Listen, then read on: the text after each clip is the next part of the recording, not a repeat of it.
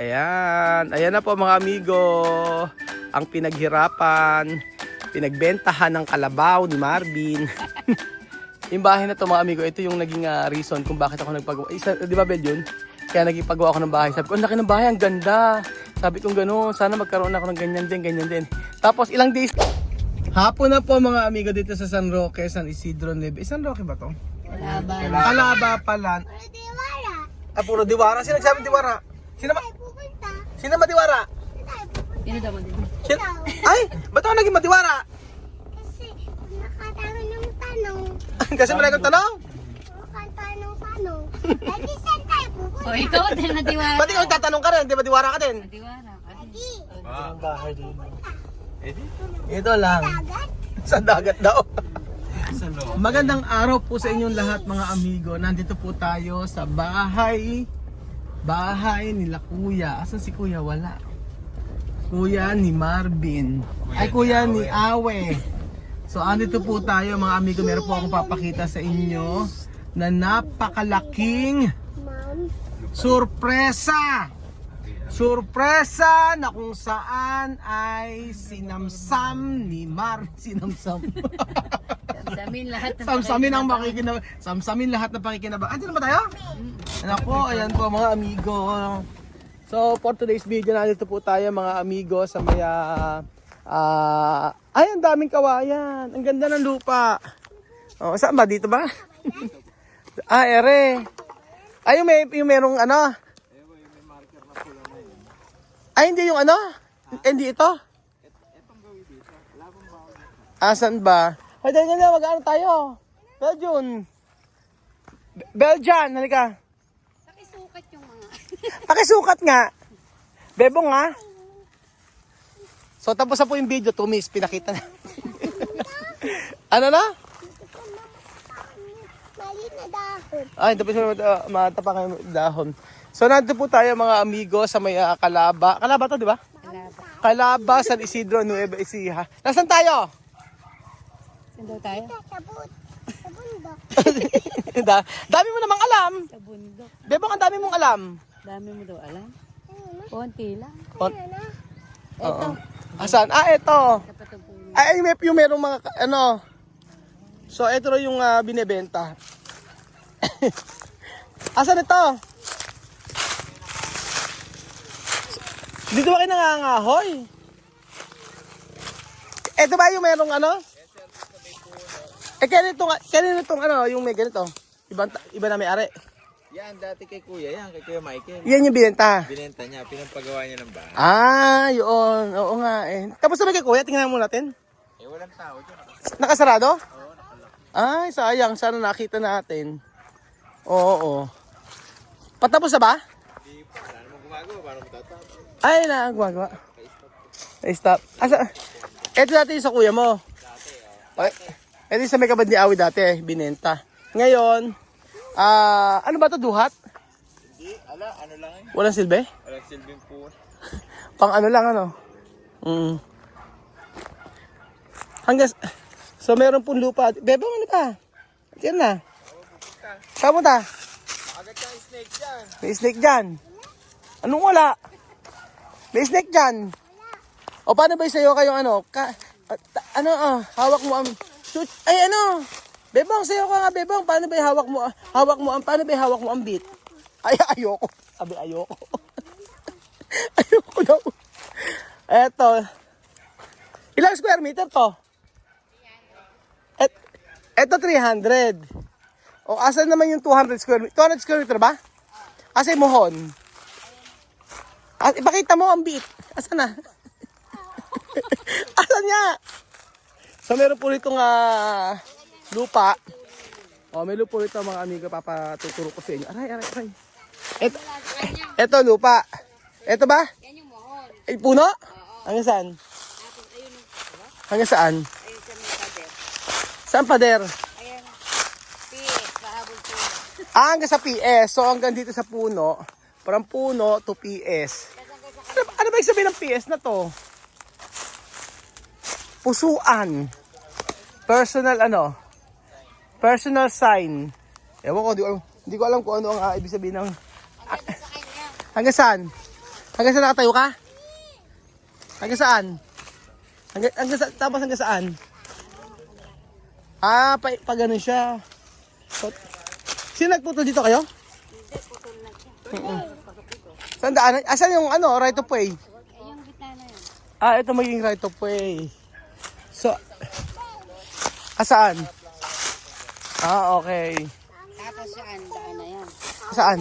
Yan, daan. May ulam tayo. So, eto mga amigo, ang daan. Hanggang saan pa? Oo. Hanggang dito. Tapos yung kabila, binibenta. O sige, bibili na namin ha. Magkano down?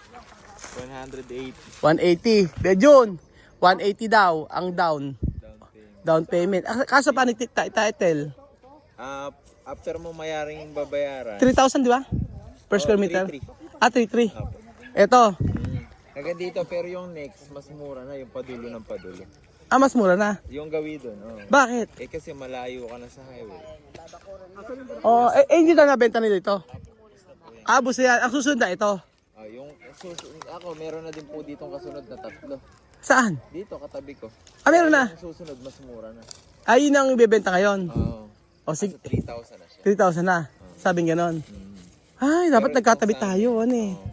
Hindi, kaya naman pakiusapan. Kasi yun, magda-down pa sa 28. Kaya yun sa amin natin na ito, dapat hindi kami dito. Oo. Actually, dapat doon pa kami sa dulo. Oo. Kaya lang yung magda-down nito, hindi pa siya nagda-down. Nauna kaming nag-down. Minove na lang yung nandun. Kasi mas maganda yung sa sa bungad. Ano? Kasi mahirap yung... Tasasan yung right of way? Ito? Ito mismo. Ano yung kabila? Kanila din yan. Bali, pag naubos to, lolotehin uli nila yung kabila na. Kaso walang nasa-subdivide ba ito? Sinasubdivide na, nakasubdivide na to kasi may mga may Ibig mga buhon. Titulo wala pa. Yung titulo, after mo mayari mo mabayaran. Tsaka hindi papatituluhan. Saka patitulo. Oo. Pero ito, separated na yung mga titulo nito kasi 4 na lugar, 4 na hati ito sa magkakapatid. Oo. So may kanya-kanya na silang titulo. Na kaya lang, ano pa siya, hindi pa siya subdivided. May multo. So after mo mabayaran, kasi ang payment ko dito 2 years. Mami, 2 years to pay. Ito, medyo binebenta. Pwede na sa'yo. mami. Ito. Kabila, ala pa rito. Dito. Dito. Sa kabila kung madadaan, Daddy, doon tayo. Dito. Dito ka sa kabila, Bejun. kapitbahay ka namin. Dito ka na. Meron ka ng ano rito. Saka tahimik dito. Sa pagkain, no? Hindi pa. Ba't di ka kaya dumiretso dito para isang camera lang? Hirap na hirap ako ate. Doorbell ka lang, agad. Ayan na naman kako yung neighbor na gutom. Makikikain na naman. Meron na naman tayong bisita. Oo. Maglalagay tayo ng lamesa dito. Oy, Belgian. Inuman na naman ano. Tara na. Inuman. Hindi, ito yung... Pero ba't mahaba? Haba nga yung Bali, ang sukat po niya, 10 meters by 20 meters. Oo, mahaba. Ayan, ang laki din. Mula doon sa may ito mga amigo ninyo. Ayan. Tapos, yung puno na yan. Tapos, yun sa kabila. Ayan. Yan po, yung lupa na nabili ni... Ay, hindi pa nabili. Binabayaran nila Marvin. So, nag-down sila. Nagbenta ng ari-arian. Sasakyan. Binenta niya yung sasakyan nilang luma. Tapos, para i-down dito. Kasi mas okay. may nawawala, may bumabalik. Sabi, oo. Mas maganda yung may bumabalik. Malay mo naman Oo.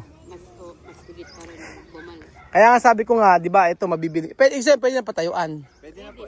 Pwede na. Basta nag-down. Basta po may... Step by step lang. Basta Oo. po once na nag-down ka, pwede nang patayuan. Basta may pampatayuan. Ganun. Oo. Mas maganda nga. Siguro bakuran muna.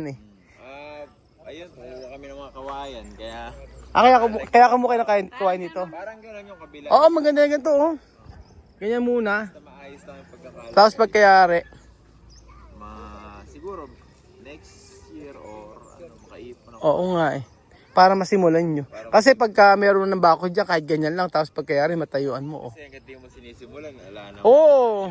Kaya nga, mas maganda nga yung makalipat kayo dito. Tsaka maganda yung lugar. Ayan lang yung nga. Yun yun. Pag na-develop to, maganda. Ganyan. Kaso ngayon, hindi pa siya simentado. Meron po diyang cafe, tapos parang yung badminton area. Andyan sa Dito may coffee shop. May coffee shop pala dito.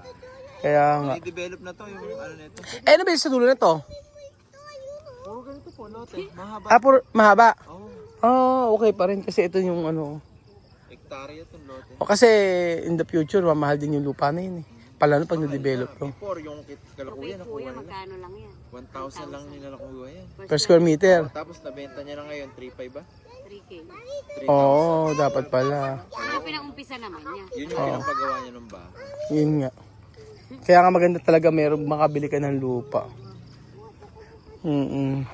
Ayun po mga amigo, nabili nila Marvin na lupa na kanilang sisimulan para makapagpagawa ng bahay din. So, yun po ang sabi ko sa kanila, kapag kumita ang construction, makakapagbigay tayo para sa kanila. Kaya pagbutihan dapat ni Marvin para pag kumita ang construction, pagka marami kasi kailangan sa ngayon talaga, pagka nag-open ka kasi ng construction, kailangan talaga ng meron kang budget, meron kang papaluwal ganun. So kailangan galingan para pagka may isang project na natapos, di bukod sa sahod niya, may maibibigay. So gusto ko kasi makapagpatayo rin ng bahay si Marvin, hindi lang ako.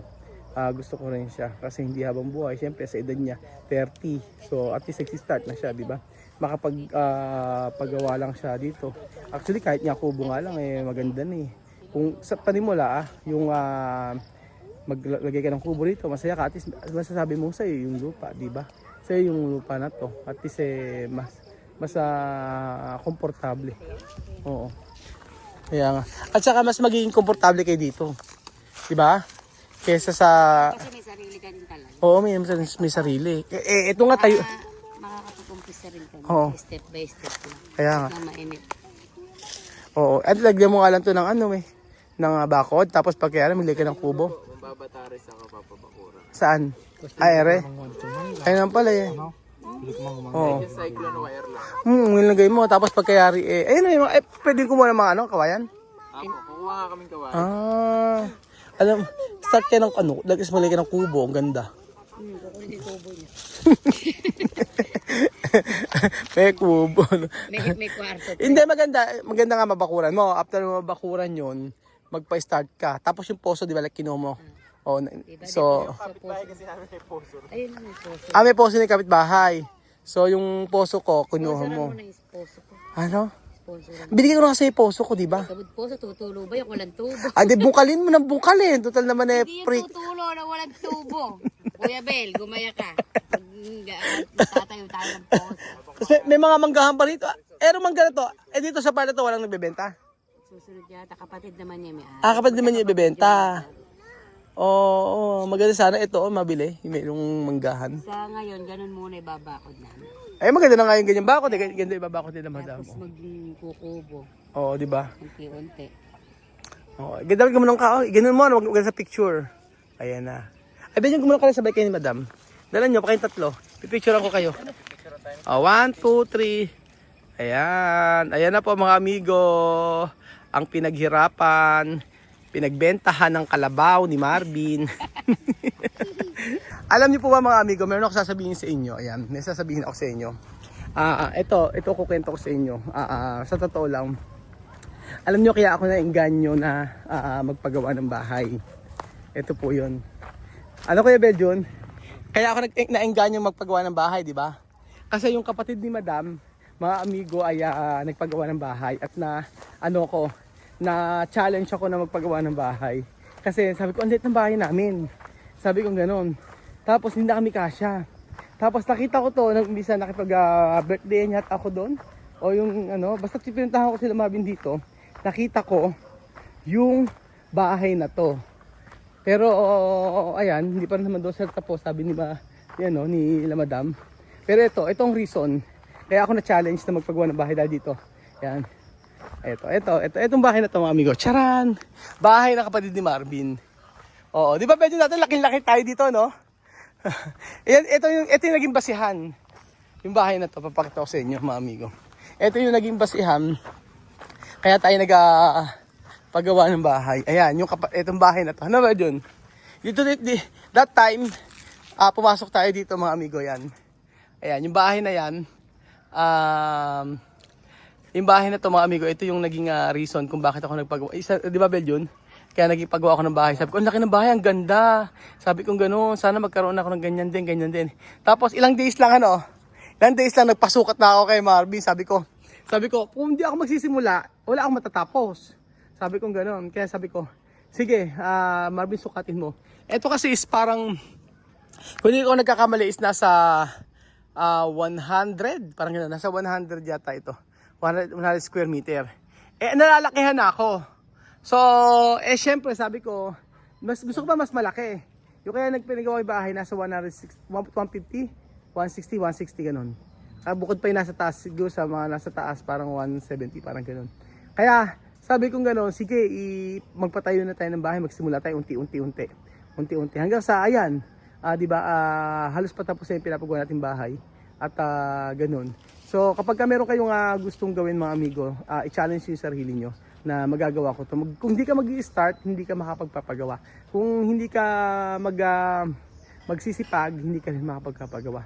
So, sa lahat ng bagay, lahat pinaghihirapan. Kaya, pag nang nakita ko yung bahay na to, sabi ko, ito yung reason Isa pa sa dahilan kaya ako nagpagawa Kasi sa loob nito, ang ganda, ang laki mga amigo. So ayun po mga bagay, kinento ko lang po sa inyo ang istorya ng bahay ni Kuya, na kapatid ni Madam. Na dati ay nagnanais ako magkaroon ng ganito kalaking bahay, pero iba pala ang bibigyan ng Lord sa akin na mas malaking bahay at mas komportable kami sa titirahan natin ngayon. So thank you so much po mga amigo, at ang saya na makita ang mga tao ay nagtatagumpay dahil sa paghihirap. Salamat po mga amigo, at good luck, God bless kay Marvin at kay Madam. Naway makapag-start sa kanyang bagong bahay na itatayo. Ang galing ng patapos na rin